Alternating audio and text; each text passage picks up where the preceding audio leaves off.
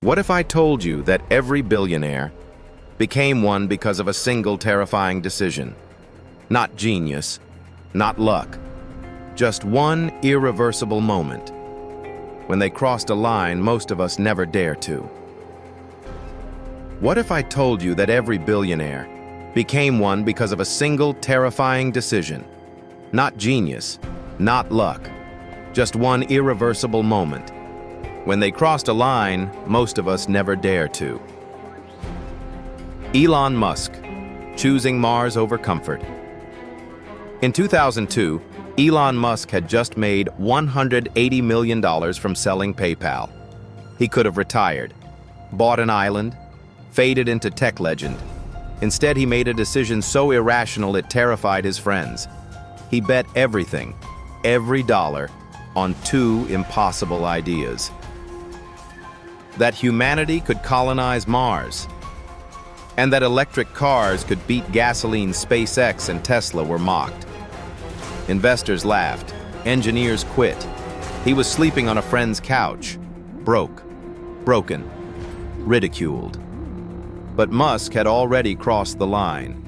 The decision wasn't business, it was existential. If I die trying and fail, he said, at least I tried. That's the decision. Not to make money, but to risk everything for something bigger than yourself. Jeff Bezos, walking away from safety.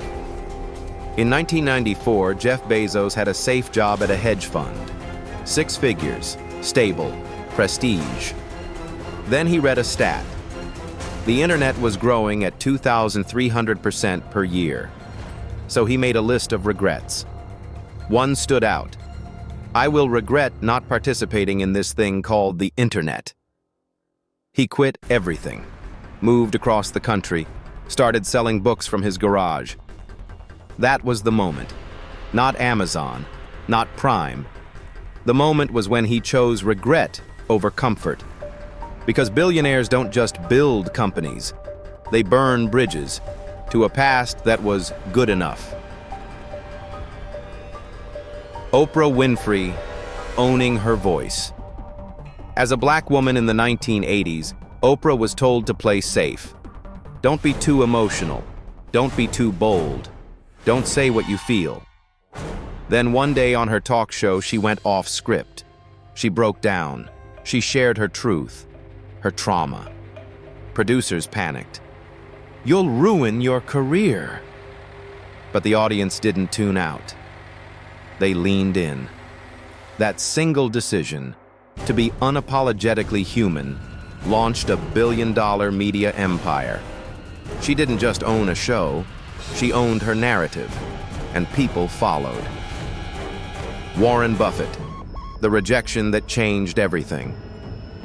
Buffett wanted to work for his idol, Ben Graham. He begged. Graham said no. Too young. Not ready. Most people would move on. Buffett didn't. He studied harder. He sent more letters. He refused to give up. Eventually, Graham gave in. That apprenticeship became the foundation of Buffett's fortune. But the real decision wasn't financial. It was persistence in the face of rejection. The billionaire mindset isn't, what if I fail? It's, how many times can I be told no before I stop? Jay-Z, betting on himself. Every major label rejected Jay-Z, said he was too street, too raw, no audience. So he created his own label, Rockefeller Records, from scratch, with no backing. That wasn't normal. That was delusion. But it worked. Not because the music was perfect, but because he made a decision. If no one believes in me, I will still believe in myself. That choice, to self-publish, to self-promote, to self-build, is what built the empire. Sara Blakely, from fax machines to fortune. She sold fax machines door to door, made $20K a year, no business background, no investors. One night, she cut the feet off her pantyhose. It worked better under clothes. That was the moment. The spark. But the real decision came next.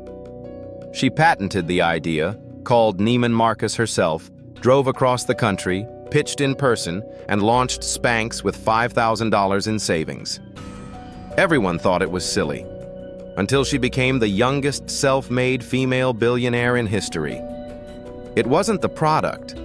It was the decision to act on a weird idea, before the world said it was okay. Bernard Arnault, The Power of Consolidation. Arnault wasn't a designer. He wasn't an artist. He was an investor. But in the 1980s, he made a decision no one saw coming. Buy luxury brands nobody wanted. Louis Vuitton, Dior, Moet, Hennessy. He didn't start trends. He bought them, then unified them under one empire, LVMH. The decision wasn't flashy. It was cold, strategic, ruthless.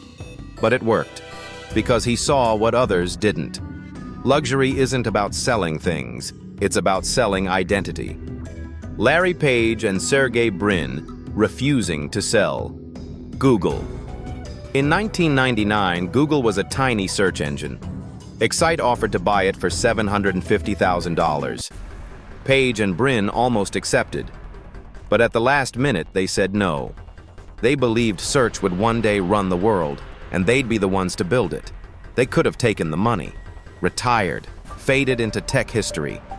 But they didn't, because they made a decision not to cash out, but to double down. That's the billionaire difference.